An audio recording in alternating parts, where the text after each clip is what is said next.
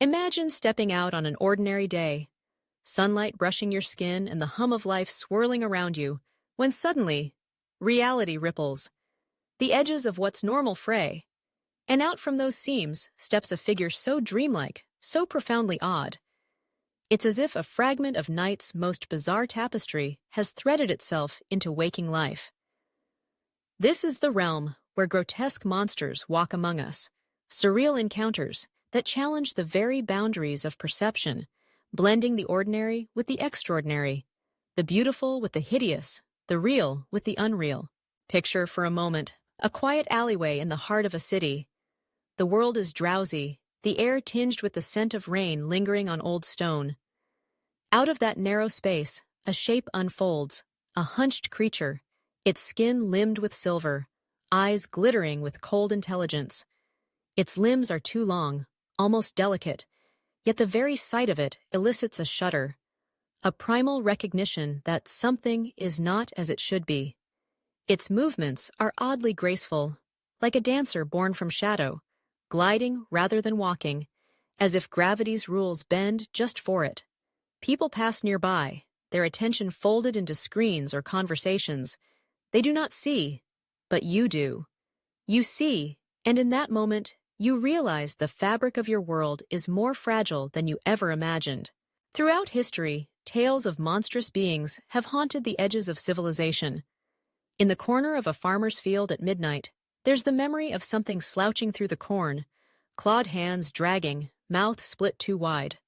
Along the flickering edges of forest trails, travelers have glimpsed eyes that shine not with animal curiosity, but with alien knowing. In the city, under neon halos, grotesque forms fold themselves into the anonymous crowd.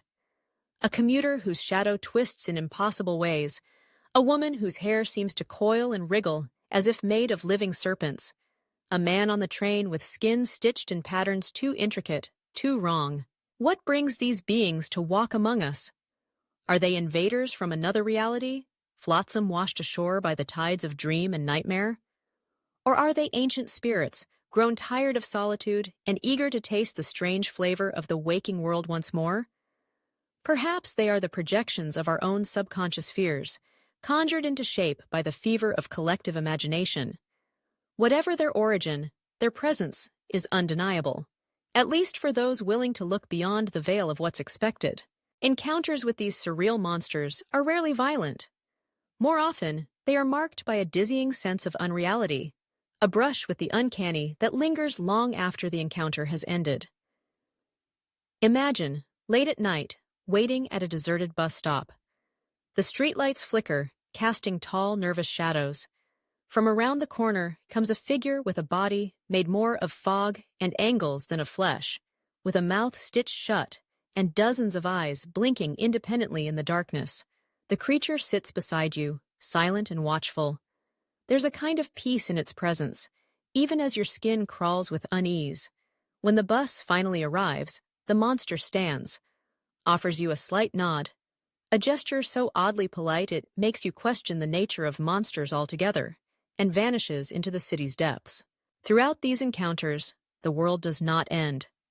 The sky does not crack open. Life continues, streams of people rushing heedless into their routines. That is part of their horror and their wonder. These monsters are not here to destroy, but to exist, to remind us that our world is not as tightly wound as we believe. Some find terror in this, but others, the dreamers and the misfits, find a secret joy, a resonance, an intimation that the world is far vaster, far weirder than mundane reality would have us believe. Think of the stories, Lovecraft's formless, writhing abominations, Goya's dark nightmares painted on cave walls, the monsters lurking in the shadows of urban legend and bedtime tales.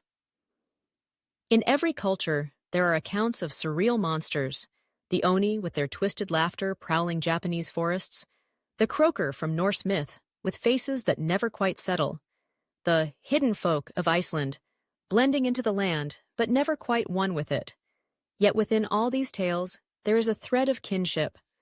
The monsters are not just the other, they are mirrors, reflecting the secret landscapes of our own inner worlds, the parts we deny, the mysteries we shun. In the dreamlike moments where we encounter these grotesque beings, time seems to loosen its grip. The world brims with messages and significance. Perhaps the monster bows its head in sadness at the sorrows of mankind, or pauses in a crowded marketplace to admire a flower pressed between paving stones. In these moments, the grotesque not only horrifies, it illuminates, revealing the poetry in the monstrous, the beauty in the bizarre. But some encounters are darker, more shattering. There are tales of dreamers who follow a clown-faced beast through labyrinthine streets that exist only when the city sleeps, winding deeper into a realm where nothing is familiar, and the only compass is dread. There are stories of scholars drawn to forbidden tomes, only to turn the page and discover a figure staring back, naked of skin, all raw nerves and eyes, whispering secrets in a language older than stone. These monsters do not threaten physical harm. Their danger is stranger. They unsettle certainty, erode the walls of complacency, and leave those who witness them changed, forever marked by the knowledge that the impossible is not only possible, but already here. Why do these monsters choose to walk among us? Perhaps it is curiosity, a longing to experience the world through our limited senses. Or perhaps they are drawn to the creative power of the human mind, feasting on dreams and fears alike.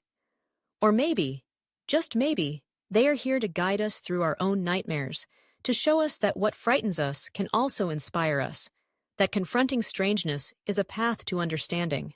The next time you step out into the world, dare to look a little longer at the people who cross your path. Let your eyes linger on the edge of shadow, the corner of vision, the margin between ordinary and uncanny.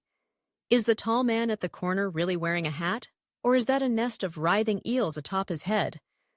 Does the dog snuffling in the gutter have too many legs, or does it simply move in a way that tricks the eye? Notice the woman on the subway reading a book that seems to absorb rather than reflect the light. When she looks up, her smile reveals teeth just a little too sharp, shining with secrets. These are the grotesque monsters walking among us. Not simply horrors to flee from, but puzzles to contemplate, invitations to embrace the world's deepest strangeness.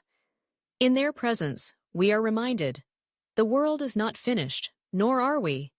There are wonders beyond the horizon of fear, and the monsters, even the most surreal, the most grotesque, are just one of the many faces of the unending, unknowable mystery in which we dwell.